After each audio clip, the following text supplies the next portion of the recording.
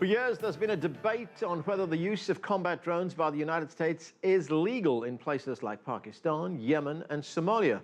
The Obama administration has justified its actions with the war against al-Qaeda and its affiliates. Just last year, the White House also released its legal standards and procedures for launching drone attacks. But with the rise in civilian deaths, critics are questioning the legality of the U.S. drone program. CCTV's Jim Spellman reports. Low risk, accurate, and lethal. Unmanned aerial vehicles, drones, have become a key part of U.S. military strategy. Well, it's cheap. It puts no Americans at risk. It's convenient.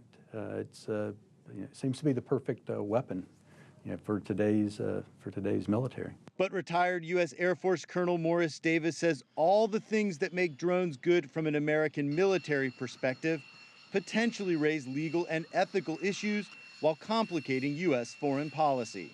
Things where you'd think twice or more than twice about putting boots on the ground or sending in manned aircraft. With this is so easy and convenient and so low risk, at least from our perspective, that perhaps we get engaged in things that we wouldn't otherwise. Drone strikes have gone up since U.S. President Barack Obama took office in 2009. Speaking last year, he argued the attacks have been effective. Dozens of highly skilled al-Qaeda commanders, trainers, bomb makers, and operatives have been taken off the battlefield.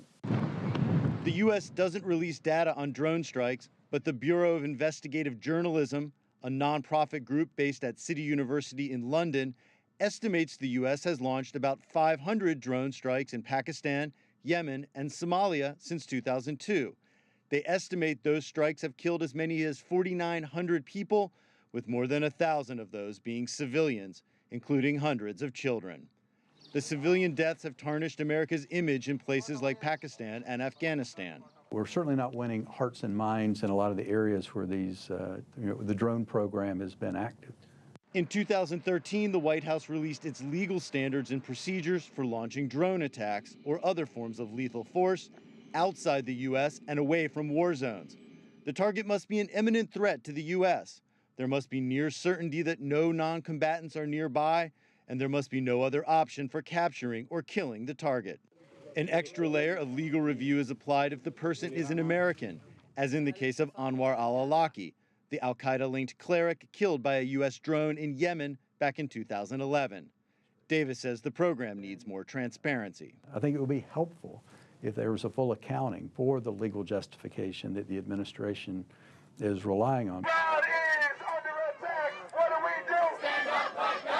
Civil liberty groups have unsuccessfully sued to learn more about the U.S. drone program, and now a Yemeni man has filed suit against the German government, claiming it's allowing the United States to launch drone strikes from bases on German soil. Despite criticism, President Obama says drone strikes are often the best choice. Conventional air power or missiles are far less precise than drones and are likely to cause more civilian casualties and more local outrage.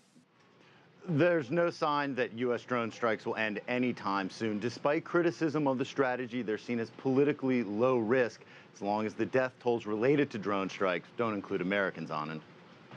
Jim, in your report there, Colonel Davis pointed out that the U.S. drone program is not winning over a lot of hearts and minds, especially in places like Pakistan and Afghanistan. Is there concern that there could be some kind of blowback that happens right here in the United States? No, absolutely. Colonel Davis and others say it's only a matter of time before enemies of the U.S.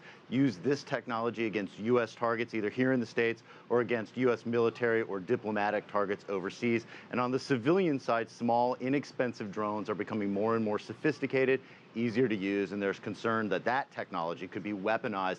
In fact, ISIL already has used drone footage in some of their propaganda tapes. Okay, Jim, thanks. That's CCTV's Jim Spellman reporting.